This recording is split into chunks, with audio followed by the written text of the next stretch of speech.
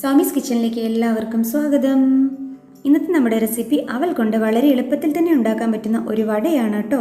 എന്നാൽ നമുക്ക് റെസിപ്പി നോക്കിയാലോ. അപ്പോൾ ആദ്യം ഇതിലേക്കായിട്ട് 1 കപ്പ് വെള്ള അവിലാണ് എടുത്തിരിക്കുന്നത്. നിങ്ങൾക്ക് വേണമെങ്കിൽ ബ്രൗൺ അവിൽ ഉപയോഗിക്കാവുന്നതാണ് കേട്ടോ. ഇനി ഇത് നല്ലപോലെ കഴുകി വൃത്തിയാക്കിയതിന് ശേഷം ഇതിൽ 2 കപ്പ് വെള്ളം ഒഴിച്ചിട്ട് 20 മിനിറ്റ് കുതിർത്തി വെക്കണം. അതിനുശേഷം അവിലെ വെള്ളം മുഴുവൻ കളഞ്ഞിട്ട് ഈ രീതിയിലൊന്ന് പിഴിഞ്ഞെടുക്കണം കേട്ടോ. അവൽ പിഴിഞ്ഞെടുക്കുമ്പോൾ അവലിൽ ഒട്ടും തന്നെ വെള്ളം ഉണ്ടാകരുത് കേട്ടോ. ഇനി ഇതിലേക്ക് 1/4 കപ്പ് കടലമാവും 1/4 കപ്പ് അരിപ്പൊടിയും 1 സവോള ചെറുതായി അരിഞ്ഞെടുത്തതും പിന്നെ ഇതിലേക്ക് 1 ടീസ്പൂൺ നല്ല ജീരകവും അതിൻ്റെ കൂടെ തന്നെ 2 പച്ചമുളക് ചെറുതായിട്ട് അരിഞ്ഞെടുത്തതും ഇനി 1 കഷ്ണം ഇഞ്ചി വളരെ ചെറുതായി മുറിച്ചെടുത്തതും ഇനി നല്ലൊരു കളർ കിട്ടാൻ വേണ്ടിയിട്ട് 1/2 ടീസ്പൂൺ കാശ്മീരി ചില്ലി പൗഡറും കൂടെ അല്പം ചോപ്പ് ചെയ്ത മല്ലിയിലയും പിന്നെ കുറച്ച് കറിവേപ്പിലയും കൂടെ ചേർത്ത് കൊടുക്കുന്നുണ്ട്.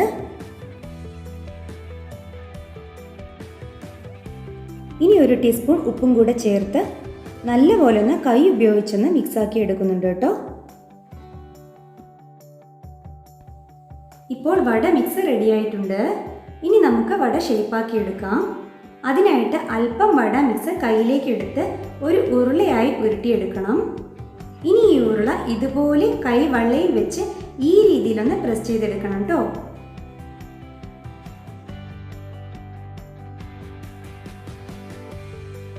ഞാനിപ്പോൾ എല്ലാം റൗണ്ട് ഷേപ്പാക്കി എടുത്തിട്ടുണ്ട്. ഇനി വട ഫ്രൈ ചെയ്യുന്നതിന് ആവശ്യമുള്ള എണ്ണ ചൂടാക്കണം. ഇനി നമുക്ക് ഓരോന്നായിട്ട് എണ്ണയിലേക്കിട്ട് ഫ്രൈ ചെയ്തെടുക്കണം കേട്ടോ.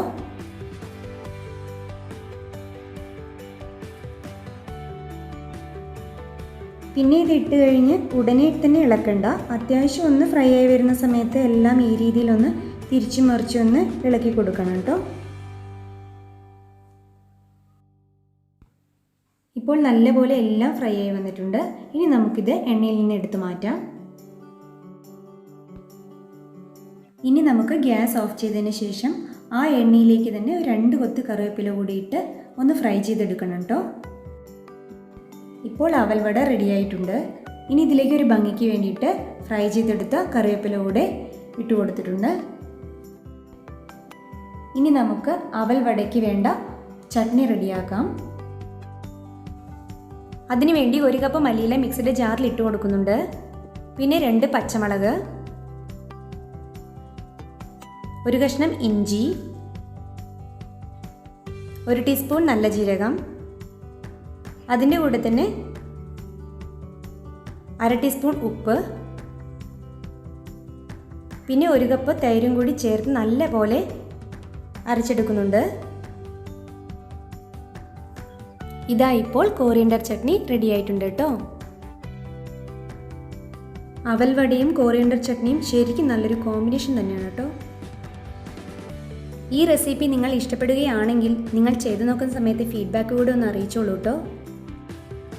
ഇനി നല്ലൊരു റെസിപ്പിയുമായി വീണ്ടും കാണാം.